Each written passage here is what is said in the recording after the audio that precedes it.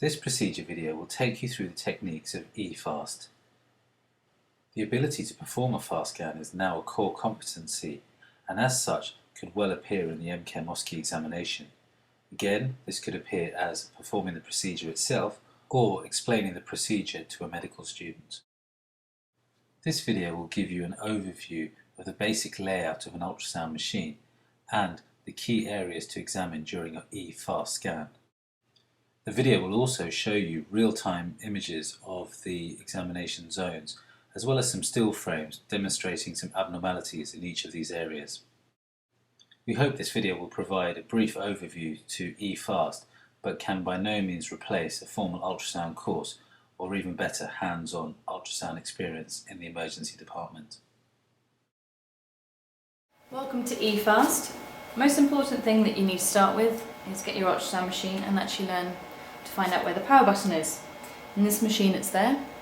So plug the computer in, switch it on.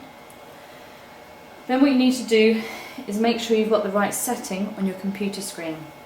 So for eFast you need to start with a low frequency curved probe that you need to make sure is inserted correctly. Then you need to make sure you know where your depth buttons are so you can adjust the depth for your patient. Also, depending on the area you're looking at, you'll need to be focusing and changing your gain buttons, which are here. So you can either change your near gain or at the other extreme your far gain. You can use auto gain, which you can just hit, or you can use the general gain button, which will turn the picture generally up or down. What you'll then need to learn to do for the sake of trauma patients or patients with abdominal pain is to know how to freeze your images and save them so that they can be looked at again or shown to other members of the team. Every patient that you examine, details should be entered on the system, and so it's also very important to know where your new patient details are that you can press so you can enter the details of the patient. The two probes we use in eFast is the curved lower frequency probe or the linear array high frequency probe. So introduce yourself to the patient, explain what you're going to do, position your patient appropriately. Often in the trauma setting you can't get an optimal position, but you just need to make do with how the patient is and how their pain is. So you start by scanning in 4 areas: Morrison's pouch, linear renal, pelvic and pericardial. So you put the probe at the level of the costal margin in the mid-axillary line, always making sure that the probe is facing towards the patient. There's always a little marker on the side. Steady your hand if you can against the bed, and then in your view you should be able to see the kidney, the liver and the costophrenic angle.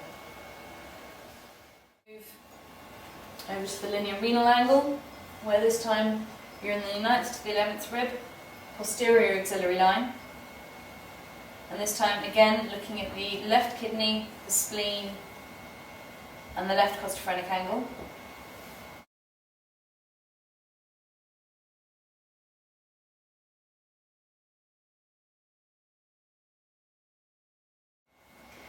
After this you move down to the pelvic region and you look at the bladder, initially in the transverse plane.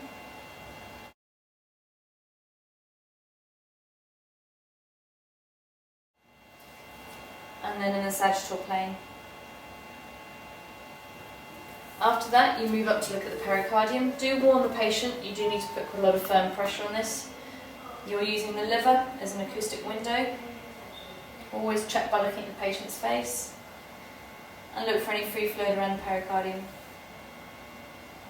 If you have problems in that view, you can move to the left parasternal view, and you can also gain your images there. If you're going to do an extended fast looking at the pleural cavity as well, you need to change your probe. You need to look in both lung fields completely, right from the apexes of the lung all the way around to the lateral aspect. So initially, starting up at the very top, you're looking at your screen for sliding of the pleural surfaces. And you can also use M mode to confirm there's no pneumothorax. Then move the probe down a rib space at a time, checking for sliding and using the M mode all the way around.